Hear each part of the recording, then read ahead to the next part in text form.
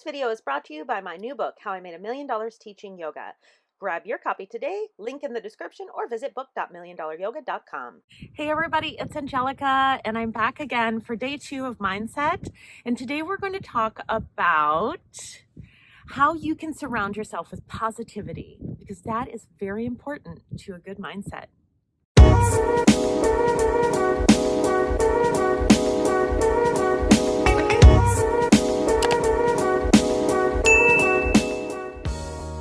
Hi, I'm Angelica. I owned a yoga studio for 10 years and I've taught yoga for 15 years. I've taught over 10,000 students. I wrote a book called How I Made $1 Million Teaching Yoga, and you can download that instantly by going to the link in the description or book.milliondollaryoga.com. Please subscribe so you get all 7 in the series on mindset. And I do like to put a video out a day, so I would love to see you. Go ahead and hit the subscribe button. All right, let's get started. So, something that I learned very early on in my quest to have a positive mindset, which is essential for creation of the life that you want. So something I learned very early on was that I had to create a positive environment around me. So that means everything. That means everything that I consume. All of the books that I read, all of the music that I listen to, whatever I watch on television, all that stuff is giving off a vibration. See, the highest frequency that we communicate with each other is through vibration. So if we're listening and having vibrations that are against what we're trying to create in our lives, if you're playing a lot of video games about killing people, that's going to vibrate really low, I went to see a movie one time with my sister, and I don't know if you guys have seen this movie before, but Cold Mountain, which, by the way, the movie was different than the book, and I think that is wrong. But I'm watching the movie, and I really got into it. We're watching at the Suncoast Casino in Las Vegas, Nevada, and I really get into this movie. I'm like so into it. And there's spoiler alert. So if you haven't seen it, spoiler alert. Don't go any further. But Nicole Kidman does all this she can do to get her man to come back to her from the Civil War. And he finally comes back. She goes through this whole freaking struggle. Like the whole movie is this struggle for him to come back. And he finally comes back and he dies. And I just start crying. And I cry the whole way home. Like we're driving back from the casino. I don't even want to play slots. I don't want to go to the buffet. I just want to get home. I'm crying the whole way home. I'm crying at home. I think about it weeks afterwards. I'm crying because it was just so unjust. And also that's not how the book ends. But anyhow, what I realized on that day was that what I surround myself with creates my mindset. So I don't watch movies that make me cry. I don't read books that make me depressed. I don't listen to the news. I stopped listening to the news when I was in college. I remember seeing this news story where one channel was like, a man ruthlessly murdered his wife and they'd been married for 50 years. And then I watch it on the next news channel and they said, a man assisted his wife in transitioning and moving on as she battled with inoperable cancer after their 50 years of marriage. And I was like, same exact story told a different way. And that's the way the media is. They just they just want you to keep watching. So whatever it is that they have to say to keep you watching, that's what they're going to say. And I learned that a really long time ago. So I stopped watching the news because I don't want anything controlling and manipulate my mind. Only I control and manipulate my mind.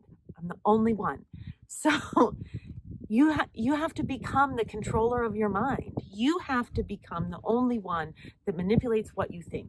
The end of story. So stop reading those sad books. Stop watching those sad movies. Stop playing video games about killing people, terrible things. Just create an aura and an energy of happiness around you.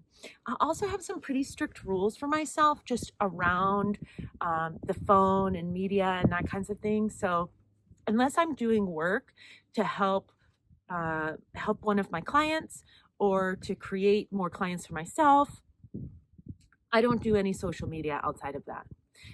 It's all about other people and being of service. I see myself as a content creator, not a content consumer.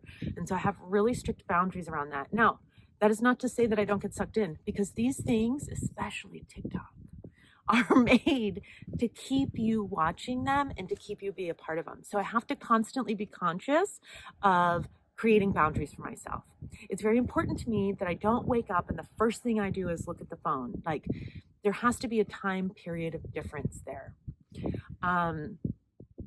The other thing I do is that I don't ever watch TV until night. We never watch the news.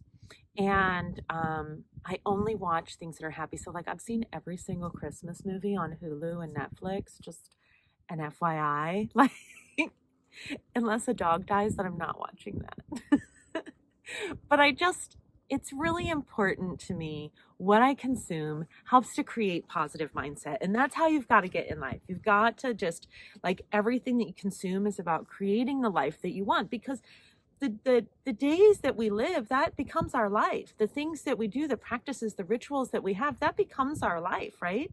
So it goes without saying that if our life is filled with doing yoga, meditating, eating healthy, watching things that raise our vibration, interacting people in a positive way. Like, something I like to do is just send out random text messages to people that I haven't talked to in a while and just be like, I just wanted you to know I was thinking about you today and I love you and I hope you're doing well.